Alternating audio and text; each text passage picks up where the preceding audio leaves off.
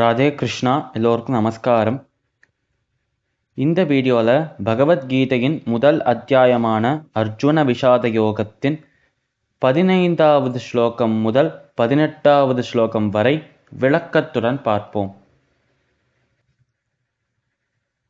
பாஞ்சஜன்யம் ஹ்ருஷிகேஷோ தேவதத்தம் தனஞ்சயः பௌண்ட்ரம் தத்மௌ மகாசங்கம் பீமகர்மா விருகோதரः அனந்த விஜயம் ராஜா குந்தி புத்ரோ யுதிஷ்டிரः நகுலः சஹதேவश्च சுகோஷமணி புஷ்பகௌ காஷ்யश्च பரமேஸ்வாசः शिखण्डी च महारथः धृष्टद्युम्नो विराटश्च सात्यकिश्चापराजितः द्रुपदो द्रौपदेयाश्च सर्वशः पृथिवीपते सौभद्रश्च महाबाहुः शङ्खान् दद्मुः पृथक् पृथक्.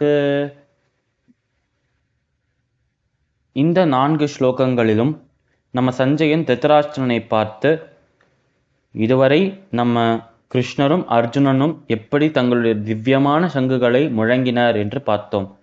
அவர்கள் சங்குகளை முழங்கினவுடன் அந்த சங்கு முழக்கத்திலிருந்து இன்ஸ்பிரேஷன், ஒரு உற்சாகத்தை எடுத்துக்கொண்டு பாண்டவ சேனையில் இருக்கும் மற்ற வீரர்களும் மகாரதிகளும் தங்களுடைய சங்குகளை முழங்கினர் என்று சஞ்சயன் கூறுகிறார். அது மட்டும் அல்லாமல் அந்த பாண்டவ சேனையில் இருக்கும் முக்கியமான நபர்களின் சங்குகளின் பெயர்களையும் குறிப்பிடுகிறார் இங்கே. அதாவது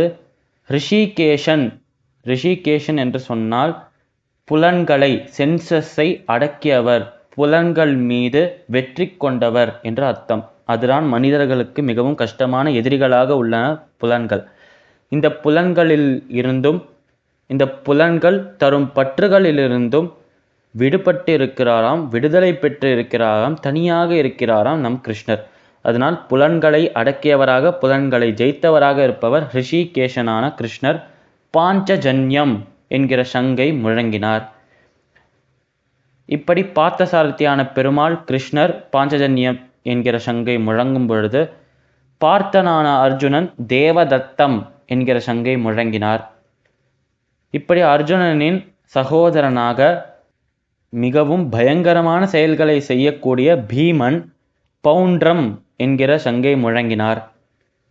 இந்த பாண்டவர்களில், பஞ்ச பாண்டவர்களில் தர்மராஜா என்று போற்றப்படுகிற யுதிஷ்டிரர் அனந்த விஜயம் என்கிற சங்கை முழங்கினார். நகுலனும் சகதேவனும் சுகோஷம் மணி புஷ்பகம் என்கிற சங்குகளை முழங்கினர்.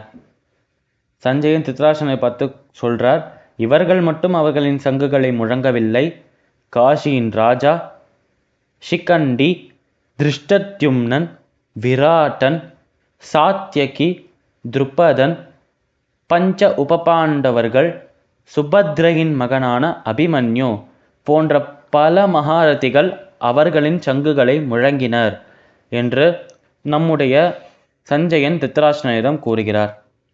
இந்த சங்குகளின் முழக்கம் அந்த பாண்டவ சேனைக்கு எதிரி சேனையாக நின்று கொண்டிருந்த, எதிரிப்படையாக நின்று கொண்டிருந்த கௌரவ சேனையின் முடிவை, கௌரவ சேனையின் தோல்வியை மிகவும் அழகாக ஹைலைட் பண்ணி காட்டுறது.